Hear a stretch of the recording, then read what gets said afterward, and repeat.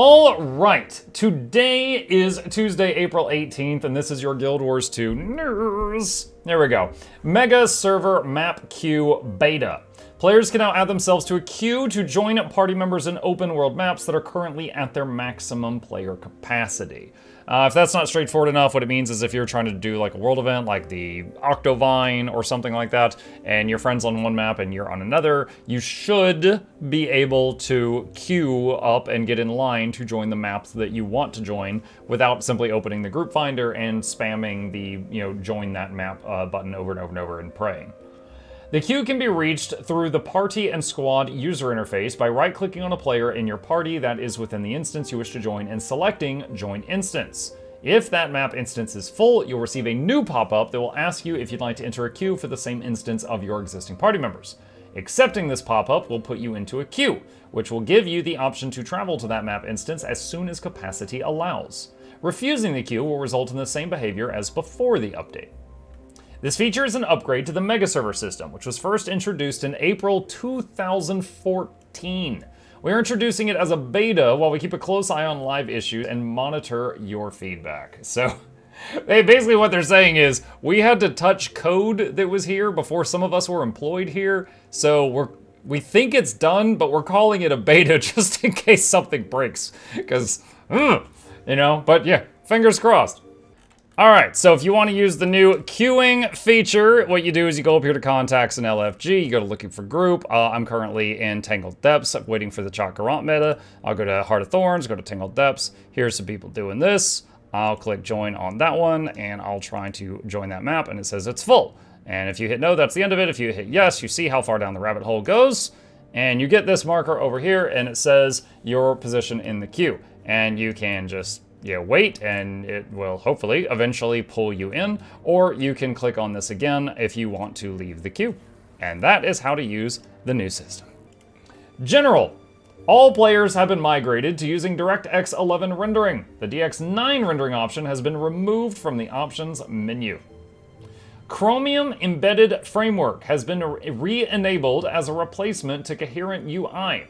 This technology powers web-based UI like the launcher and the trading post. Please report any potential issues on to the Guild Wars 2 forums. This is like the second or third time that... Well, that was a good sign. I got an error the second I opened it.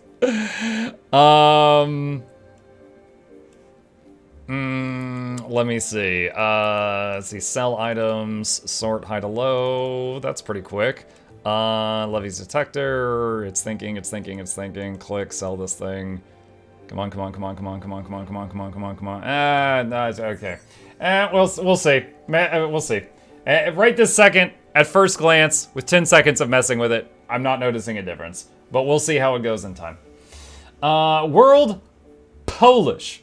Harvest Temple Strike Mission fixed an issue that could cause the Defiance bar for some Dragon Hearts to be enabled after the heart was pushed to the edge of the platform. I gotta say, I'm glad they're fixing that. I hated that strat.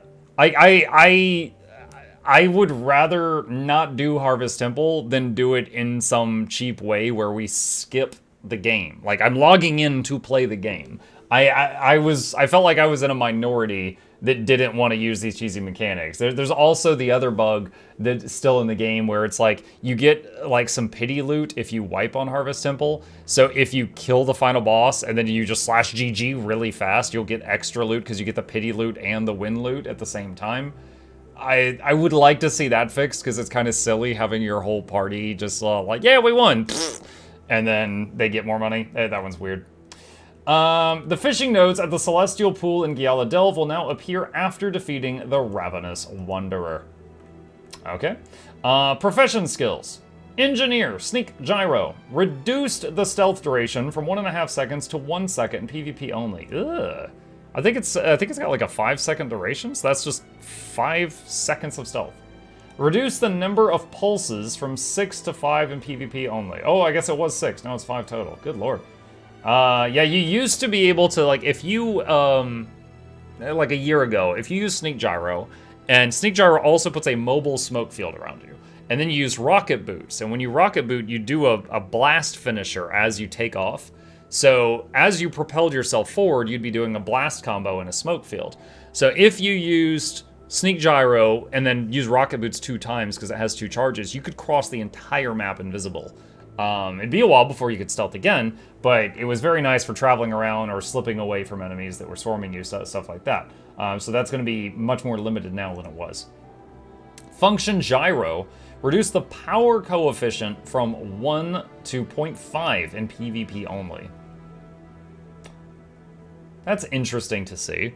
Function gyro does do a little bit of damage. Of course, function gyro is more known for its ability to revive or stomp on people, but it does do a little bit of damage, and they're nerfing that bit of damage. So interesting. Didn't think that was coming. Gyroscopic acceleration. Reduce the super speed duration from 3 seconds to 2 seconds in PvP only.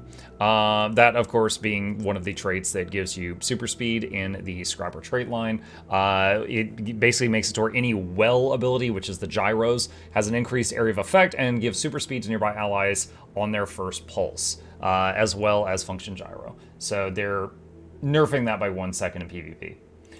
Ranger Signet of the Hunt increased the cooldown from 20 seconds to 25 seconds in PvP only. And that's it. So no fix yet for the Elementalist that were basically severely handicapped after the Sunspot disable a couple days ago. I would imagine, just knowing what I know from my time in tech support, that this patch was prepped and ready to go, you know, possibly a couple days ago before the Ellie thing happened, which is why the Ellie thing's not in this. I was definitely hoping to see the Ellie fix today, but no sign of it yet, sadly. Maybe soon. We'll keep an eye on it, and I'll let you guys know if I see anything. Alright, so there's a new item in the gem store called the Infinite Herald of Aurene Gathering Tools. I don't know if they have any cool anomalies, like for example, when you use the Fused Molten Sickle, you will actually harvest faster than you would with something else. So at the moment, all I know about these is, you know, pretty animations. I don't know if there's any actual benefits to them above the other mining tools at this time. Alright, and the Blackline chest has become the Eternal Knowledge chest. The uncommon stuff is currently the Steel Lotus weapon set, which is not brand new. It has been seen before. So I'll just show one of those just as kind of a reminder to jog memories. And the rarer items is the Undying Shackles Cape and Glider combo, which is the thing with the chains hanging down on you, and then they flare out when you're gliding. That one has been in the box for some time now. And the Scrivener's Knowledge Shoulder Skin is making an appearance, which appears to be the Paladin tier armor from World of Warcraft. I believe this came out of Molten Core. Or was it Blackwing Lair? I don't remember. This is like Burning Crusade Paladin armor. I do remember this very clearly. But yeah, that is currently in the Black Lion box. And that's pretty much it. That's all the news I got for today. That's all the new stuff I have found so far. If I see anything else, I will let you know. You get this thing down here in the bottom right, says your position in the queue. And then you get a network error, which kicks you out of the game, and I have to re-record this. Son of a gun!